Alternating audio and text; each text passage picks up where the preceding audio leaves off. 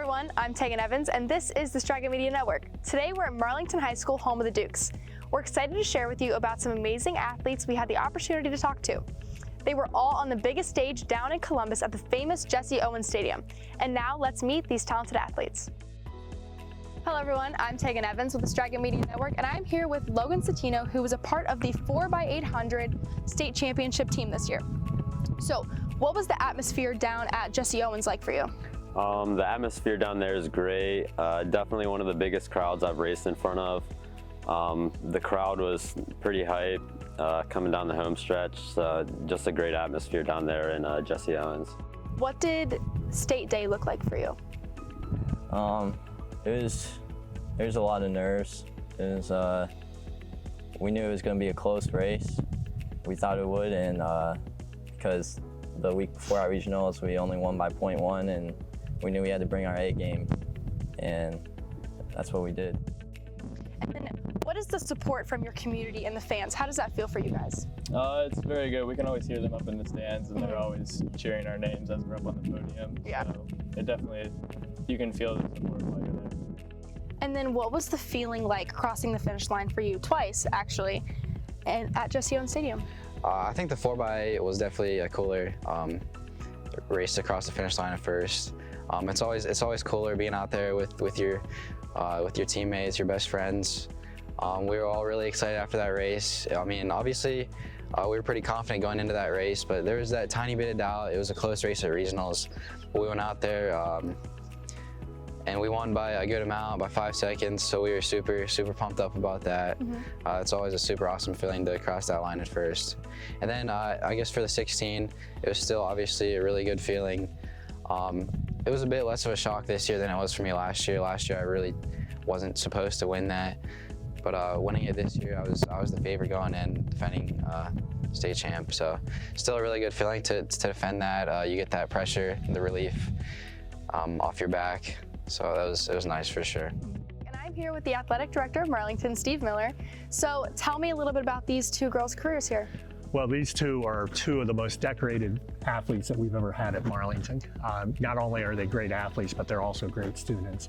But if I start with Elizabeth, she has 12 varsity letters, and she also has 4 letters in band. Extremely busy.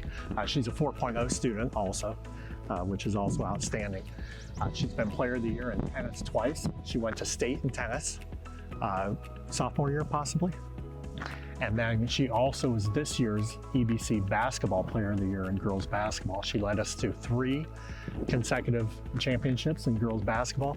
And then moving on to the district level, she won a district title in basketball this year. And then in track, she's been to state 2 different years and qualified for state this year. So just a tremendous athlete. A great 4-year career. Can't say enough about her as a person and a student. And then to my far left is Bella Graham, and she is also equally as decorated, as she was the Player of the Year in cross country 4 straight years, ever since she was a freshman. And then moving on to track, she didn't have a freshman year in track, but she was Player of the Year 3 straight years in track. She's qualified for state every year, and tremendous student in the classroom. She too is right up there pushing that 4.0. So I'm very proud and sad to see both of these two leave.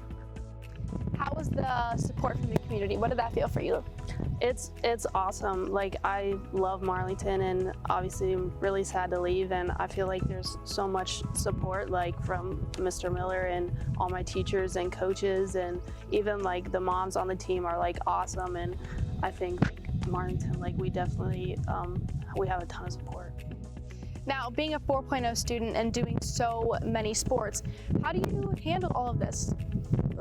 It's pretty hard. Yeah. I don't get a lot of sleep, but it's not too bad. I don't know, I just always have to come home from practice and make a lot of time to do my homework before just relaxing and everything. But I mean, it works for me. I usually get it done. All right, and then what's next for you? What are your goals? Well, I'm going to Mount, and I'm going to play basketball and run track. So hopefully, I don't know, just be successful in both of those. I don't really know yet what my goals are, but just hopefully to continue this success. Next, I'll take my transition and then start running for cross country at Cincinnati, and I'm majoring in pre-physical therapy, and I'll run track and cross country there. And goals, college running is a lot tougher, obviously, than high school, but I'm hoping to make the travel team. I'd like to defend our title next year in the 4x8 and hopefully go to state in an individual event next year, maybe the 800. Got bad luck this year, but next year will be good. Hopefully getting back down to Jesse Owens, qualifying in an individual event, and winning the 4x8 meter relay again. I'm happy with my races, but I'm never really satisfied. I want to come back there next year, win the 4x8 again, defend the 16, and we'll see if I'm in another race next year too, individually. So I'm going to have that pressure once again next year. Have to defend the 16 and the 4x8, and I'll be ready. We'll all be ready there. I'm here with Coach Dagenhard, who this is his 50th year coaching. So talk to me a little bit about state, the event, the feelings as the coach being down there. Well, I'll tell you what, I'm very confident with the group that we took down there. We took 6 guys down there and 2 girls, and we had the confidence to know that they're going to really represent us well. The boys 4x8 and Colin had a target on their back all year. I would say the same thing with Bella. Bella's really a high-profile athlete also, and people are marking them. They're trying to beat them all season. Our 4x8, we brought it out for with the A team several times during the season. We won the indoor championships, state championships, in March, and then we won the Stark County championships, and then our EBC championships, and then we went on to the district and the regional and the state meet and won them all. So these guys are very proud of that, and I'm proud of them for doing that. And Collins was on the same path, and he won the mile indoors. He won it at Stark County, he won it at EBC, and the district, regional, and state again, and defended his titles. So really awesome. And we have good depth. We were able to switch out athletes during the season, and even at going into the state meet, we had another fine athlete, Mike Nichols, go the first 2 rounds, and he was battling a little respiratory problem.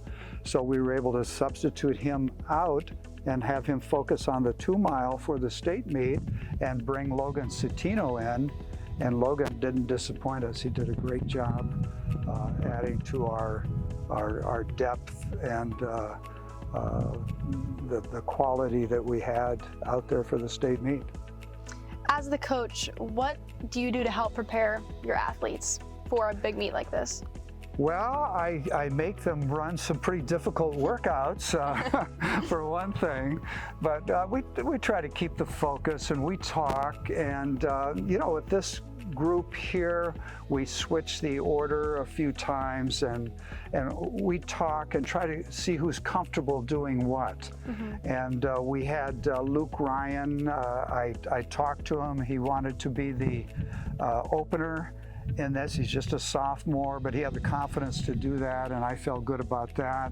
We had an old wily veteran in Cohen Boyce be second, and that's really important, because if you get the handoff in kind of a crowded area at the finish line, then you've got a problem. But this guy knows how to negotiate through crowds, and if necessary, and he did well. And then Logan, boy, he got us a lead, gave Colin a lead, and basically it was lights out at Jesse Owens. We can all go home. It was over. What was after race day like for you and your team?